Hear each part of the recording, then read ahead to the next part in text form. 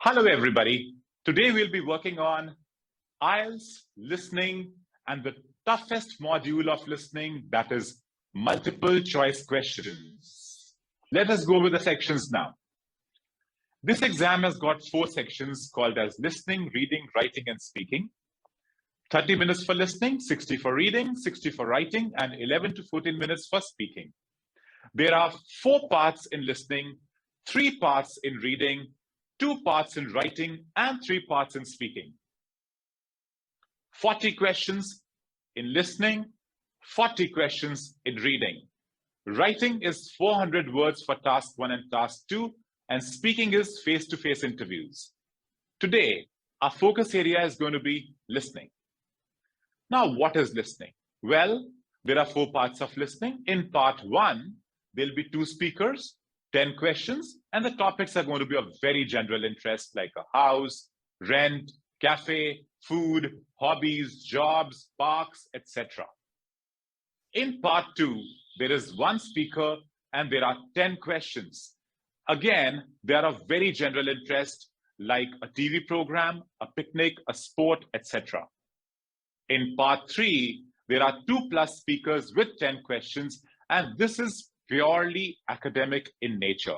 It's research-based. In part 4, there is 1 speaker, 10 questions, and again, a lecture on academic interest.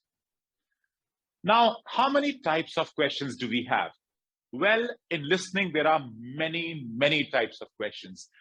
To name a few, there are forms to be completed, notes, tables, flowcharts, summary, plan, map, diagram, matching, multiple choice questions, sentence completion, and short answer questions. Well, there are 4 parts of listening. In part 1, there'll be 2 speakers, 10 questions, and the topics are going to be of very general interest like a house, rent, cafe, food, hobbies, jobs, parks, etc. In part 2, there is 1 speaker and there are 10 questions. Again, they are of very general interest like a TV program, a picnic, a sport, etc.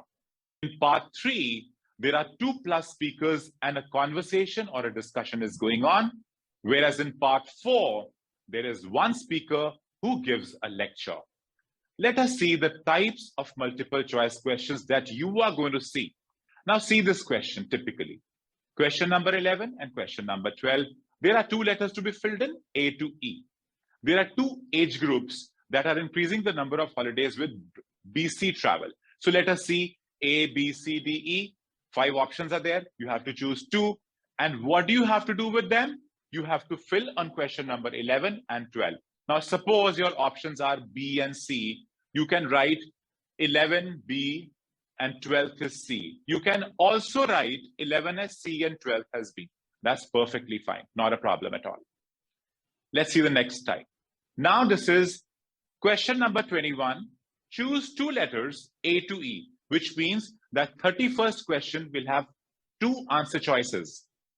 Which 2 age the main reasons given the popularity of the activity holidays? A, B, C, D, E. We have to choose 2. Now, again, the options are B and C. So in question number 21 on the answer sheet, you're going to write down BC or CB. Alternate is fine, perfectly fine, works very well. Let's see the next type. 3 options are given. How did Jamie choose the topic of a presentation? A, B, C. You got to choose 1.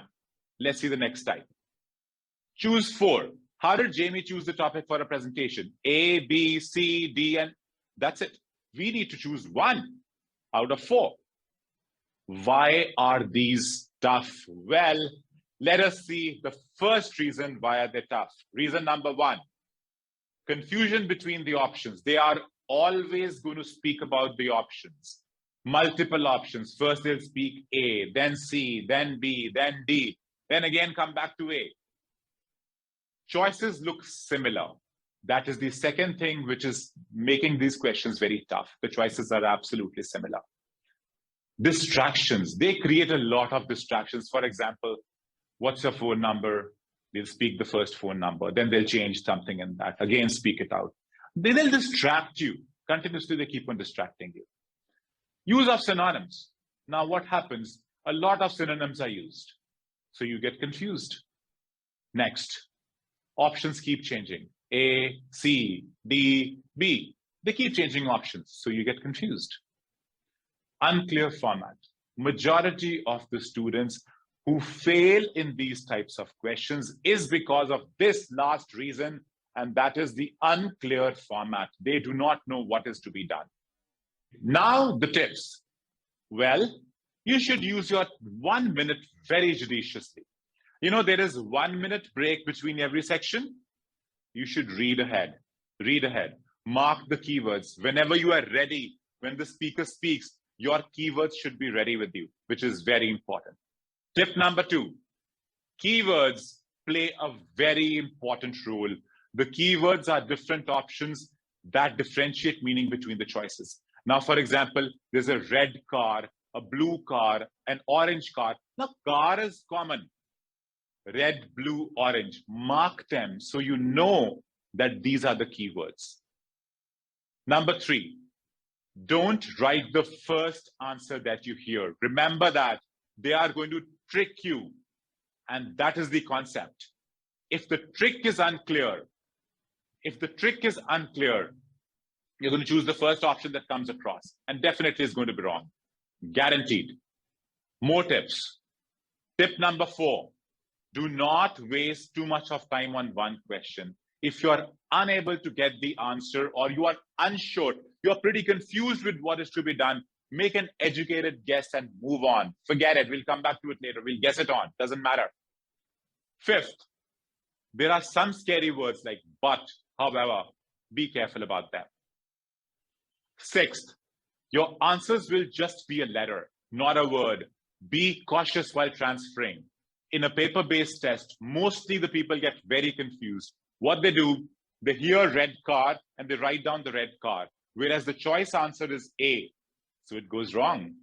Make it very sure you do the same thing. Let's go to part 1 of listening now. I'm going to practice with you. Keep your pencil and a paper ready so that you know what is to be done. Let us check it out, what is happening here. Which lecture does the woman attend in the middle of the day? So let's listen to it. There are 3 choices. The first is library skills, technical skills, history of architecture. So I'm going to play it now, and let's see what happens. Track 12. Question 1. So, how did your first week of architecture go? Not bad, but Monday is incredibly busy. I've got 3 two-hour lectures that day. Really? What are they?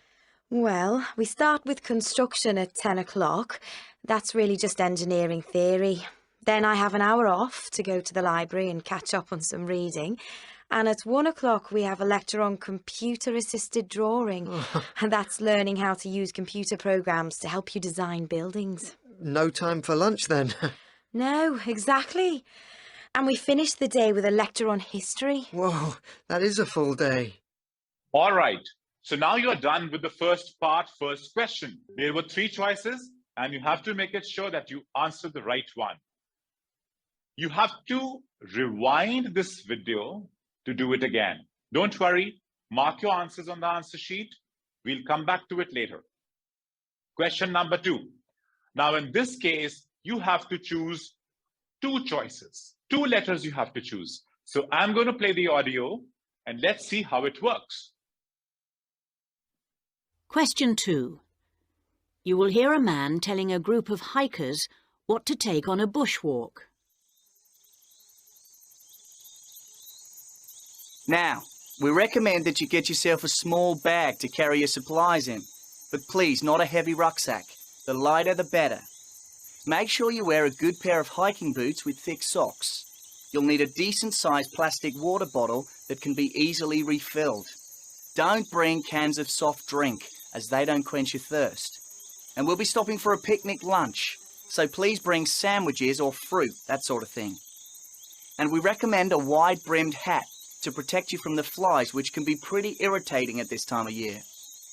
You may need suntan lotion too, and of course, don't forget your binoculars, because the view from the top of the mountain is fantastic, but you won't get the full benefit if you're just wearing sunglasses.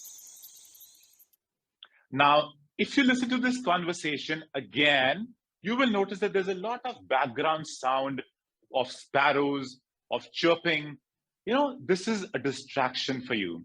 They're trying to create an environment of the hiking. So now you see the 7 options which are there, and we have to choose 2 out of them. We'll come back to it and work on it. Let's go to question number 3. Now in question number 3, we have to choose one thing. Now look at the construct of the question. The speakers say that sharks are unlike any other fish because unlike means they do not resemble any other fish. So there are 3 options here. Read them. Pause this video here. Read them properly and then play it on. Question 3. In what way are sharks different from other fish? Well, for one thing, they have to keep moving constantly. And that's not the case with other fish? No, bony fish can stay still because they have a kind of bladder which keeps them afloat, but not sharks.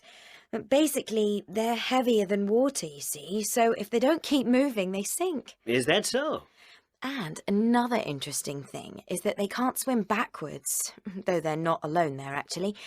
And we've recently discovered that even though they're big, they can still leap into the air from really deep water to catch their prey, things like seals. But they have that in common with other large fish. Wow, they're pretty awesome creatures, aren't they? So now if you see this, they are unlike any other fish, which means that we have to choose the option which is different from other fish. The first option was cannot float in water. B was are unable to swim backwards. C was catch their prey in air. Don't worry, do it again and find the answer. Let's go to the 4th one. In question number 4, the question says, what is the Jibao building? A choice, a home for the native people of North Caledonia. B choice, a unique example of Italian architecture.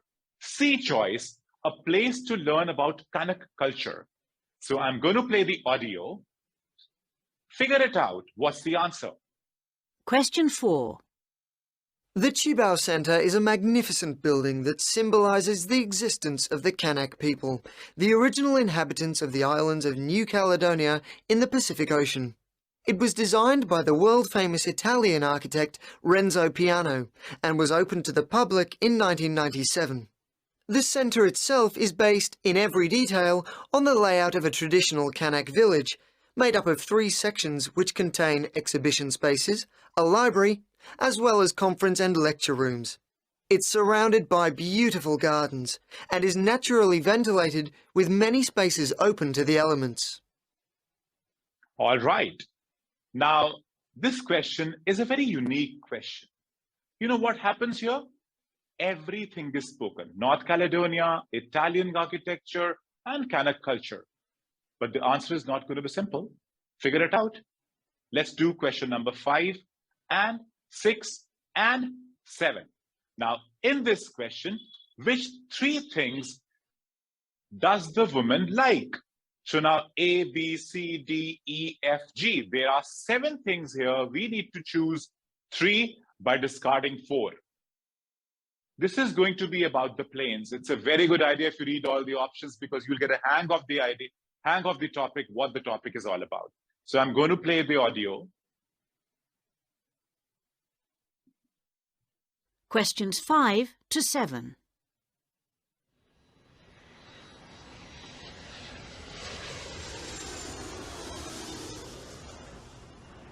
I've always been interested in plane spotting, ever since I was a little kid growing up in Holland. I think I just like the look of them, you know? How each airline has a different tail to identify it, like a flag. I used to go to the international airport with my dad, and we tried to see every plane in an airline's fleet. They each have a serial number, though it's quite a job to see them all. And I love seeing planes from unusual places, even though I don't really want to go there myself. I also like souvenirs from planes, and I get my friends to bring me things whenever they fly anywhere. I've got tray tables and knives and forks, and I've even got a seatbelt. I take about 7,000 photos of planes a year, and I'm often down here at 5 in the morning to catch a shot of the plane's landing. You're not actually supposed to get too near the airfield. You should be 3 meters away from the fence. Quite often the patrol cars come round and tell you to move away. But I love the sound of the jet planes. The louder the better for me. I've never flown in a plane, you know. I'm actually scared stiff of flying.